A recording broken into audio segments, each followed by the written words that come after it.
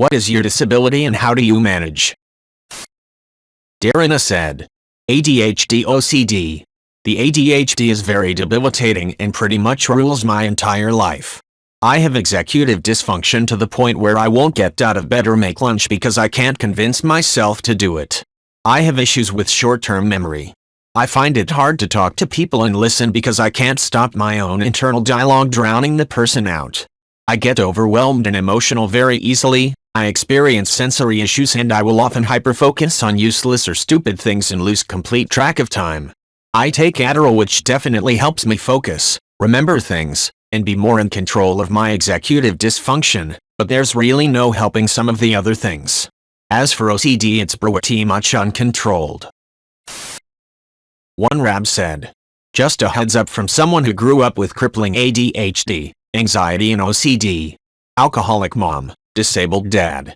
Every time you think it can get worse, you learn it can get worse. Suddenly I became a chronic insomniac. Then I lost my favorite activity, running, from an injury. Then I developed severe debilitating onset migraines. Cervical instability. Constant, non-stop for years. Then TMJ. Swollen lymph nodes. Depression. CFS. Shoulder impingement. I'm not even 30 yet. I dream of the says I only hit OCD, ADHD, insomnia and anxiety. Before the debilitating pain that lead to job loss, moving back home, friend loss, sanity loss, girlfriend loss, pet loss, chronic fatigue, irritability, bitterness, loss of scalp sensation. Now I'm very aware that I'm only getting older and I'll look back with rosy eyes at this very moment. It's a bit grim, but it can always get worse. Enjoy the now.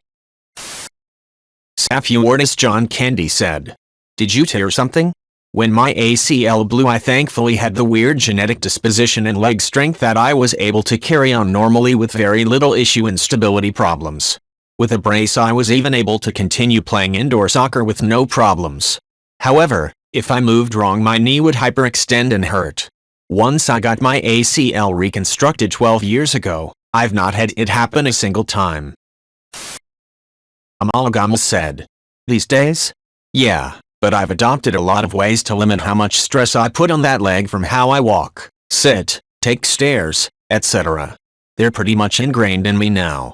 At first it was pain all the time, sometimes debilitating, and I walks with a cane for over a year.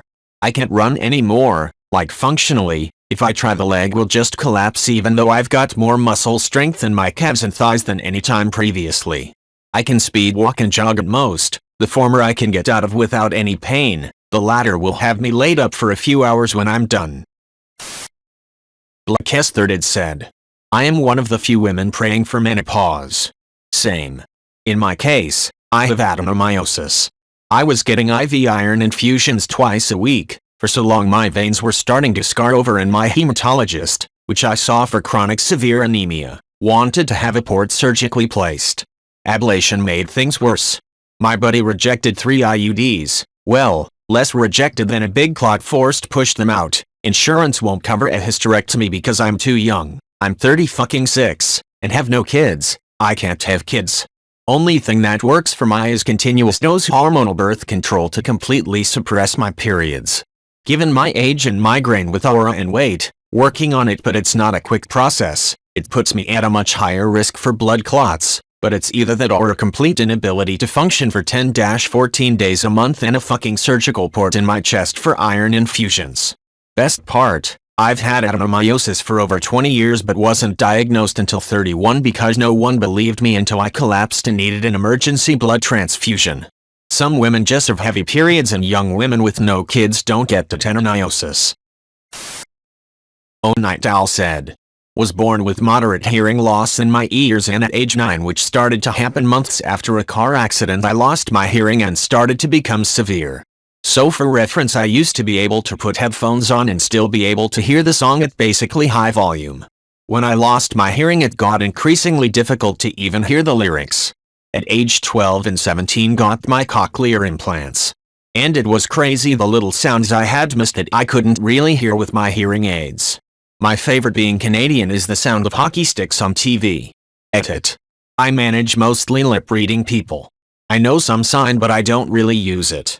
I can hear words and sentences, but my brain still has difficulty processing information, so I'll miss what is being said unless I focus on the person speaking.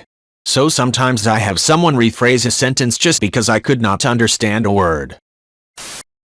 Hypermobility said the cause is currently undiagnosed, but I have premature arthritis. Like I'm not even 30 yet and already have an insane amount of degradation in my spine, hands, and feet. I have an array of lab work to get done just this week actually, in order to find the cause. I dissociate a lot. It numbs the pain for a little bit. Separating myself from my body is the closest thing I have to feeling healthy. Heat makes it feel slightly more bearable, so I move where it's hot all the time and use heating pads. However, I haven't found a solution that leaves me without pain even for a day. Indignant said, I have a back injury that has led to chronic pain for the last few years. I can't stand for too long. On good days it's about 30 minutes tops. Walking is better, but I usually have to tap out after 45 minutes. Sitting also makes the pain worse. Sitting itself doesn't hurt, but it makes me stiff, so it hurts more when I get up. I have to make sure I'm constantly shifting positions. I also have a finite amount of time I can stand during the day, so if I have to wait in a long line I might not be able to cook dinner that evening. I have stools in the bathroom so I can sit in the shower and while I brush my teeth and do my hair and makeup, so I don't use up my stand minutes. I have PT I try to do daily, which helps. But some days I just have to give up on being a functional adult halfway through the day. Usually all I can do is hope I don't have a bad pain day, or at least hope that when I have a bad pain day there's nothing super important I urgently need to do. Stretches and Advil can help a little on bad pain days, but again it only goes so far. Pushing my limit seems to be a case of robbing Peter to pay Paul. If I push really hard today, it means tomorrow is probably going to suck. Captain Lollygag said, I have a slew of letters I could throw out, as I'm legally permanently disabled for a variety of reasons, but on good days you'd never know anything was wrong, that is I look normal. I have constant pain that waxes and wanes, a brain that excels at firing wrong, and tissues that just love to grow cysts and aneurysms, some of which add to the constant pain. And a whole bunch of stuff that just flares up. Sounds horrible, but truly it's not terrible all the time. I get through it like most people do, being particular about how I spend my energy allotment for the day, and having fun with things that are worth a trade-off for a few bad days afterwards. Even healthy people do that, they just don't have to actively think about it as much. The best thing I've ever done is to stop fighting all this and accept that this is my life. I could either hurt and be miserable, or hurt and find things to smile about.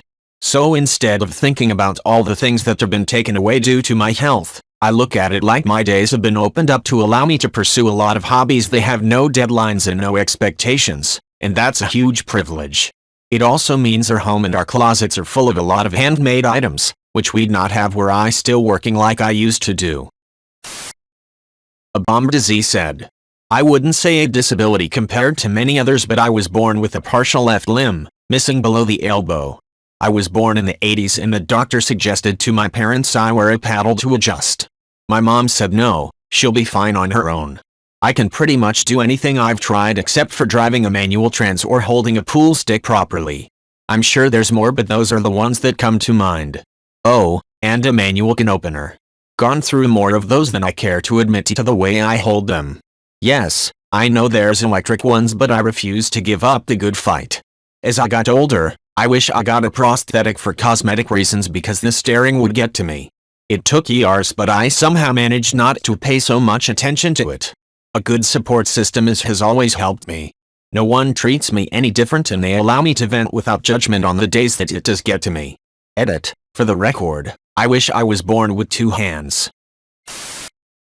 Xvenatorx said, I have a joint condition called hypermobility syndrome. I get pains due to overly flexible joints. I've found this condition most noticeable in my hands, which stinks because I love to draw. What I mainly do to help with the pain is to do stretches, or squeeze things like putty. I'm also an extremely slow writer, so that often gets in the way of schoolwork.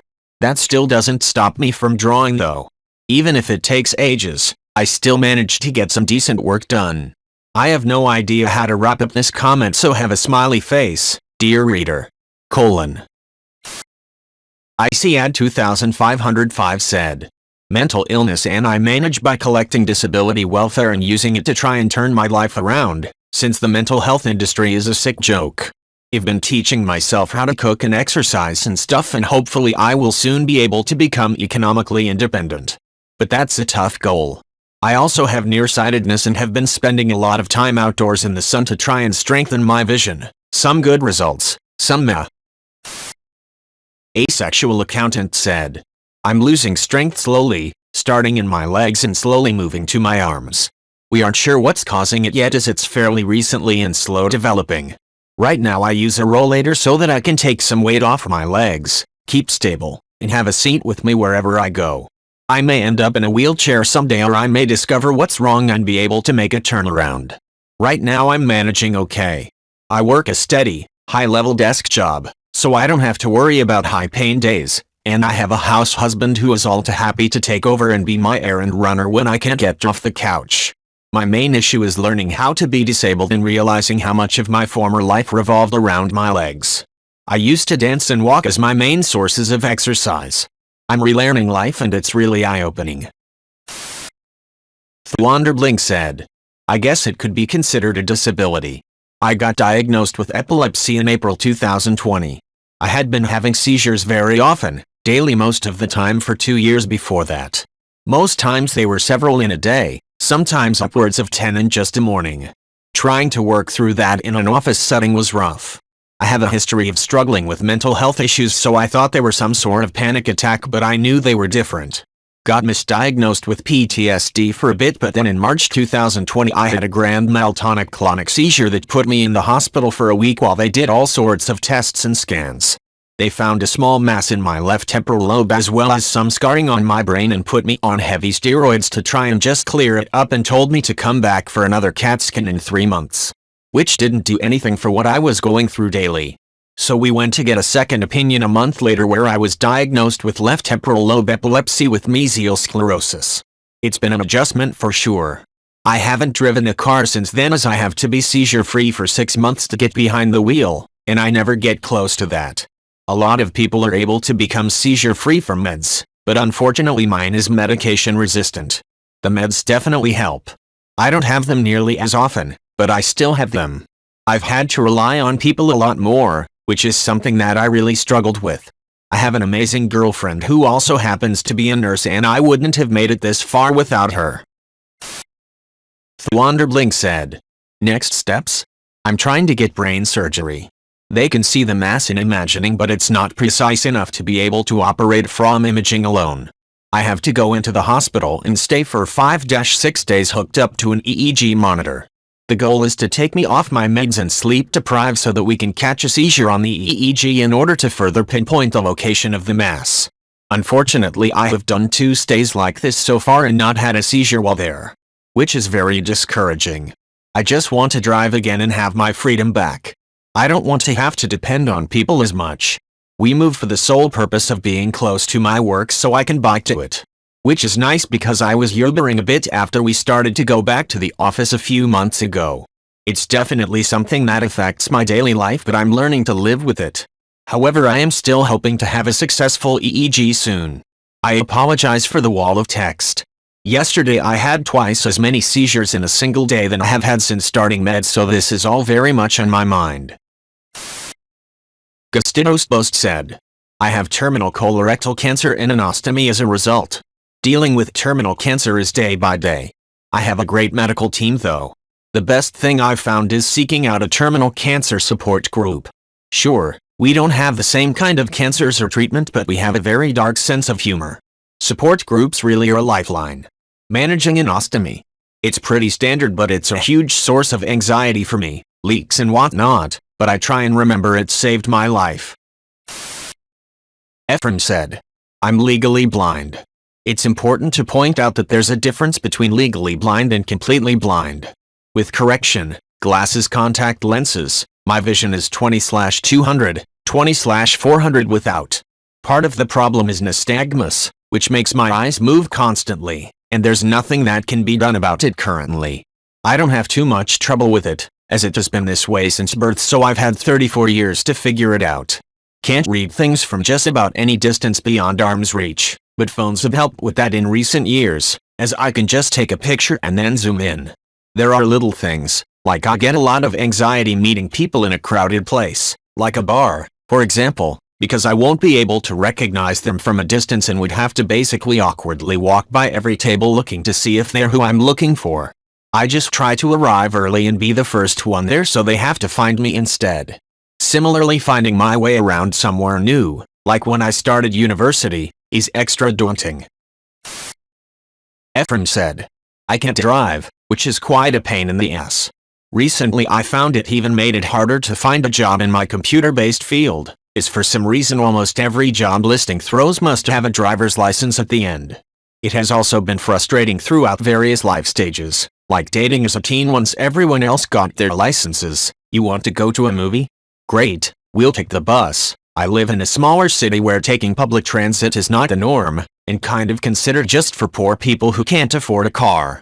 I obviously disagree. Also, my wife is 38 weeks pregnant, so I'm anxious about not being able to drive her to the hospital in an emergency. Thankfully, my wife and I recently moved into a neighborhood with every conceivable amenity, except a hospital, within a 20-minute walk, so I can have a lot of independence in running errands. The biggest way I manage, and a lesson it took me a little too long to learn, is that it's okay to ask for help. It's okay to say I can't read that menu. What are my options? I can't see very well. Can you direct me to the main office? I have to pick up something at the store that's too big to carry home. Do you mind giving me a ride? Edit to add, it's also important to remember that disability hardship isn't a competition. My grandfather was completely blind, so I always knew I could be in a tougher situation, yet he never looked for pity and made his living as a car mechanic. On the flip side, if a friend with 20/30 vision says I'm so blind without my glasses, it's no fun to play the you think you have it bad game. Least Elk 6519 said, I'm not disabled but my dad is legally disabled. He has severe chronic arthritis in his knees. I have to put his socks on for him every morning. He can walk around the house but if he wants to go outside he must use 2 crutches or a wheelchair. I can see the pain in his eyes. He looks like he's lost all self-worth. Whenever he's in pain he might take the anger out on me or my mother by shouting at us when he's responding to us. We know he doesn't mean it and can't help it so we just let him calm down. It's sad man, it really is. TLDR, my dad has severe chronic arthritis and is legally disabled. He needs a lot of help and the pain can make him angry sometimes. He feels dehumanized and has lost all self-worth. Otherwise Windows said, ADHD, medication, and at this point most of my executive function is outsourced to my wife. She's the kind of organized person who keeps a diary with all the family appointments in it anyway, so she includes mine and lets me know about my schedule. Once a year I watch and as she does the changing of the diaries. It's like a superpower. She writes appointments in her diary, every time, and then she checks it and just knows. My job is to tell her immediately if I make an appointment on my own, and to check with her when would be good if that's an option. I roll my eyes so hard at dudes who make jokes about me being whipped when I get invited to something social and I'm like, let me just check with my wife if I'm free. I am not risking this sweet setup where my life is organized for me by getting in the way of my wife's system. If I mess up by double booking myself by agreeing to go paintballing with friends on the same day of, I don't know, a doctor's appointment, she might make me keep track of my own schedule and I'll be sent back to the hell of being incredibly bad at that I lived in before. No thanks. My wife is kind enough to track my schedule for me, and I show my gratitude by making sure that's easy enough for her to do. Wiener Monkey said, I am colorblind. It affects everyday life. Apparently I wear disgusting combinations of colors. Thanks brother. People think I'm attention seeking when I just put on clothes and have really not much clue how they look as a color combination. I have learned that some brands, Tommy, Gant, etc., make clothes that somehow fit even if they are totally different colors. I do mark on the label the color at the counter when I'm buying clothes, but as I wash them often the marker wears away and in the end I don't know what color it was. I don't have enough space to keep my clothes in separate drawers as in one color drawer and I don't really care that much. Driving a car in the dark is a bitch, but I did manage to get a card. I have really good perception when looking for differences in 2 separate pictures. Nikonu Sir NW said. I don't have a physical disability, and this might not be as legitimate as the other disabilities here, but I've had unbearable anxiety for about 20 years. I had a severe anxiety attack in 2019 that took me to the hospital. It was the worst I've ever had. I couldn't breathe because I felt like something was sitting on me, my vision started going out, and my hands were trembling non-stop. I also had a weird out-of-body experience that made me feel like I was observing all of this from outside my body. I also couldn't stop pacing around. That was a bad day. When I was in college I had such bad anxiety during finals one semester that I couldn't fall asleep for 3 days. I was on and off Paxil, but I hates how it made me feel. I've also had days when I get anxious because I'm not anxious. I worry because my brain thinks I am overlooking something important and I just don't know what it is. After my hospital visit, I started seeing a psychiatrist and I got on a medication that works better for me. My anxiety has been more manageable since then. Lipton Throwback said. Fibromyalgia. I watch my energy expenditure, take the time to walk every day, I can manage it, rest when I need it, take my diclofenac, drink masala chai, put turmeric in my food, see a whole lot of doctors, and say no a lot. We're working on getting me a foldable cane so I can have it on hand when I'm dizzy. I have step stools that count as low seats in the laundry room and bathroom. I have heating pads and use them. It's not enough to make me able to hold a job, but it's enough to make me able to cook simple meals 4 nights a week and find things about my life to enjoy and be grateful for. Alternative Mud 5487 said. I can't burp, which leads to dry heaving. Hear me out. It doesn't seem like it's a true disability, but it's pretty debilitating at times. I'm not sure what's wrong with me, but I have this thing where I get gurgles in my throat if I drink or eat too much. It doesn't matter what I drink or eat, the gurgles will come and eventually I have to dry heave in order to feel better. I've done this at home, friends' houses, bars, weddings, etc. It's super frustrating because when it comes on I feel absolutely awful until I dry heave a few times. That's the way I manage it. My doctor has done every test and he can't figure out what's wrong. GothTheLife88 said. Born with limited hearing in both ears, requiring use of hearing aids. I don't know sign language, but hope to learn in the future, but I can lip read fairly fluently. This disability doesn't really bother me all that much and a lot of people around me are genuinely shocked to hear that I'm deaf. Physically, I have bursitis in my left shoulder stemming from 2 bad falls. I am in daily agony over it and as a result, I can't work due to pain management issues. I'm starting to suspect that arthritis has set in on my arm and wrist, but until my doctor stops dragging her heels on referring me for an MRI, I won't know for definite. Jawson 1000 said. I wouldn't call it a disability, especially in comparison to other comments here. But for the past 6-7 years I've had recurring staph infections on my face and in my beard. I've seen several dermatologists and none of them understand why I'm so prone to these infections. I've tried a number of topical treatments and ingested antibiotics, but to no avail in the long run. Managing it is simply trying to be vigilant of when I have spots show up and trying to keep it from spreading by using my topical treatments. It's limited me a fair bit in ways you wouldn't think about until you've dealt with it. Indignant Lemur said. I'm caught in a cycle of fibromyalgia, depression, and anxiety, now with added panic attacks, that ultimately feeds into itself and exacerbates the symptoms. I mostly manage it with CBD, sleep aids that kinda mostly work, very painful myofascial trigger point release therapy, some anti-anxiety meds, and drastically limiting my activities in all spheres of my life. I'm considering therapy, but can't quite seem to make myself call the number I was given. The phone anxiety doesn't help this. I used to have a more impressive cocktail of meds, but 2 of them caused me to rapidly gain a fuck ton of weight and now I'm worse off than ever for pain and depression. I've never felt more hideous. Beyond that, I try to find a hobby that I can do without much pain and resort to a lot of escapism throughout the day. One day at a time, you know. AskReddit said. I'm autistic and have ADHD. I deal okay. It's mostly that I have a lot of weird stims and tendencies and no one knows what the hell I'm talking about when I try and explain my thought process. I didn't really have the best time when I was younger. I'd be pretty violent and end up being restrained a lot, which I'm told was the right thing for them to do, but I still have lasting trauma. I'm easy to gaslight and lie to, and I've been told that I don't have a good filter and tend to upset people, but most people don't know I'm autistic until I tell them. They just think I'm weird. Plasticrazor said, partially paralyzed arms and severe nerve damage from when I was hit by a bus a few years back in a hit and run. It sucked pretty badly. I went from having a great job and a bright outlook on the future to essentially crippled overnight, and eventually lost my job. Employers don't want to keep you when you're unable to type and use a mouse, sadly, and can no longer support myself.